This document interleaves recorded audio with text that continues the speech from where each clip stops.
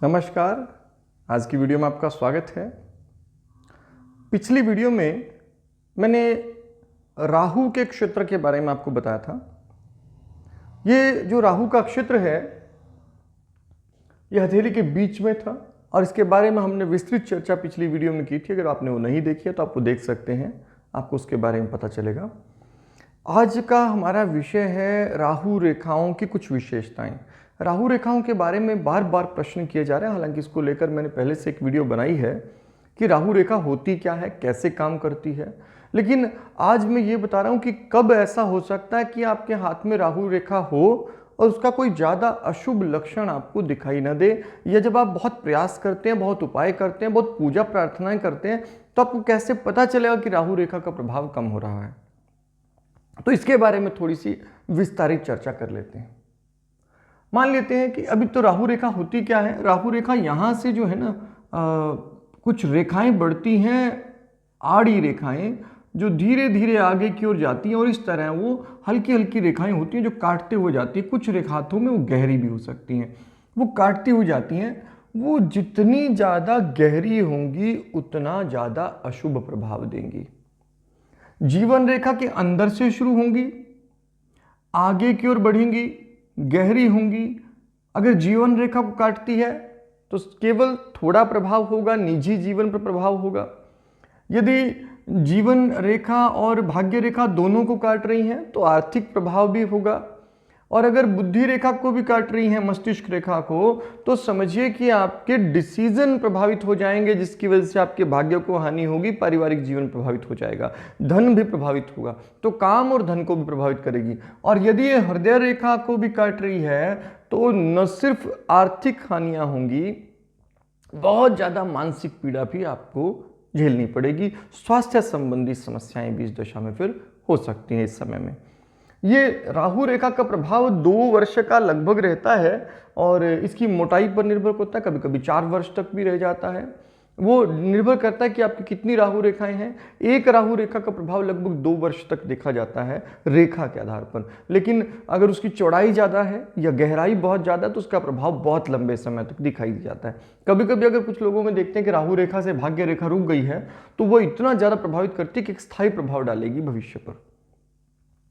लेकिन अगर आपको कुछ ऐसे चिन्ह हो सकते हैं, राहु रेखा पर ही कुछ ऐसे चिन्ह हो सकते हैं जो आपको ये दिखाएंगे कि राहु रेखा बहुत ज्यादा बुरा प्रभाव देगी। या फिर ये राहु रेखा कभी कभी ऐसा भी हो सकता है कि आप देखें कि जब राहु रेखा का समय आ रहा है हाथ में तो आपके जीवन पर कोई बुरा प्रभाव दिखाई नहीं दे रहा। ऐसा कब होगा? आप आमतौर पर क्या देखते हैं कि अगर आपको राहु रेखा पर इस तरह का एक द्वीप दिखाई दे बनता हुआ, राहु रेखा पर यदि द्वीप बन रहा है तो ये राहु रेखा की अशुभता का और ज्यादा बढ़ा देगी। जालिका इस तरह से अगर ग्रिल बन रही है, ये ग्रिल जो है ये राहु रेखा, राहु का ही चिन्ह माना जाता है हस्तरेखा शास्त्र में। सामुद्रिक शास्त्र के अनुसार ये राहु का चिन्ह है।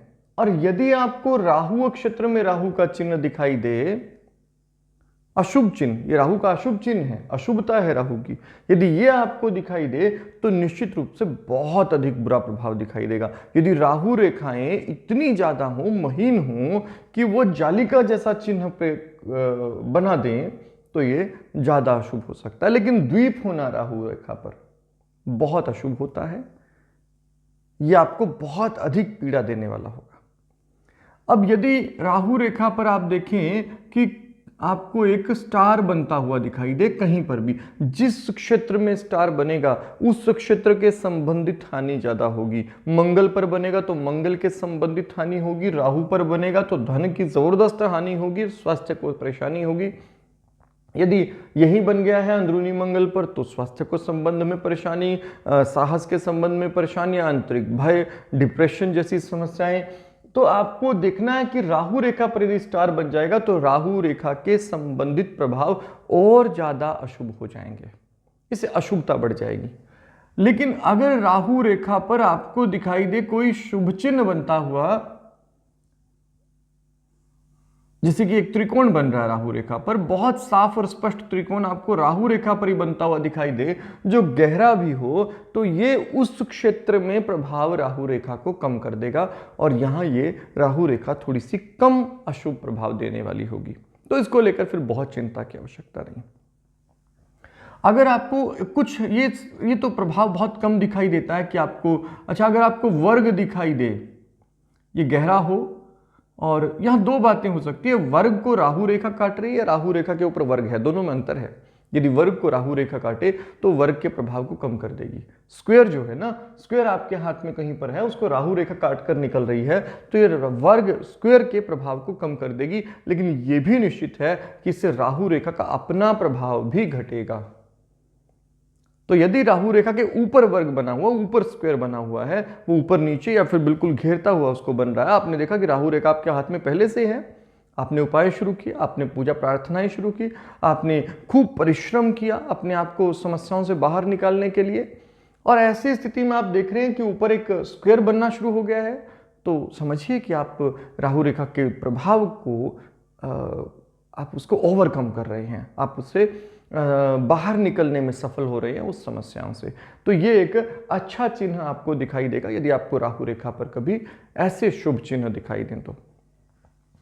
अब बहुत हाथों में जो सामान्यतः चिन्ह दिखाई देता है उसकी चर्चा करते हैं।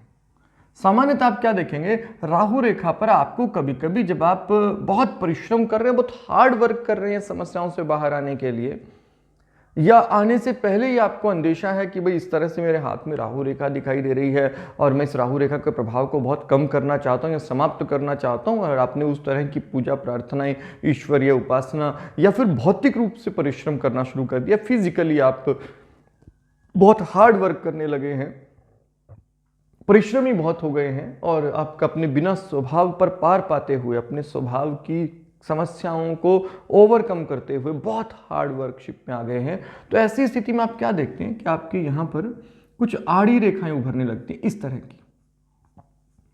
अगर ये सभी आड़ी रेखाएं ऊर्ध्वमुखी हों, ऊपर की ओर जाती हुई दिखाई दें, ये कम ज्यादा हो सकती हैं, वो अलग बात है, लेकिन जितनी ज्यादा होंगी और ऊपर की ओर जाती हुई दिखाई देंगी, उतना ही प्रभाव राहु रेखा का कम कर देंगी।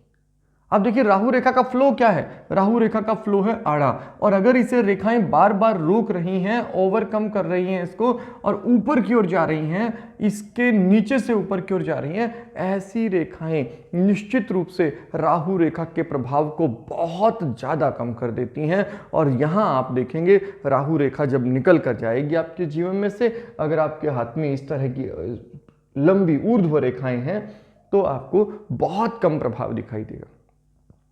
ये छोटी छोटी रेखाओं का मामला है, इसीलिए अगर आपके हाथ में नीचे से ऊपर जाने वाली रेखाएं बहुत ज्यादा हैं और राहु रेखा भी है, और राहु रेखा से गुजरती हुई बहुत सारी प्रधान रेखाएं, मान लो भाग्य रेखा भी है आपके हाथ में, चंद्र पर्वत से भी एक रेखा जा रही है, सूर्य रेखा भी आपके हाथ में है, मंगल से भी एक रेखा शनि को आ रही है, इस मंगल से भी एक रेखा शनि को आ रही है, और सारी की सारी भाग्य रेखा को, राहु रेखा को काट रही हैं सभी, इन धन रेखाएं बोलते हैं। यदि इस तरह की धन रेखाएं और राहु रेखा को काट रही हैं तो राहु रेखा का प्रभाव कम होगा। लेकिन अगर आप देखते हैं कि राहु रेखा की गहराई ज्यादा है, तो राहु रेखा इन सभी को प्रभावित करेगी और फिर आप कष्ट अधिक महसूस करेंगे, क्योंकि वो सबको रोक रही है, वो सम्मान को, वो सहजता को, वो भूमि को, वो सबको प्रभावित कर रही है। तो इस तरह आपको ये बात ध्यान रखनी होगी।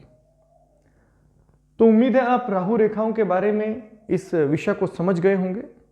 आज की वीडियो में इतना ही, अगली वीडियो में किसी अन्य विषय पर चर्चा करेंगे। धन्यवाद।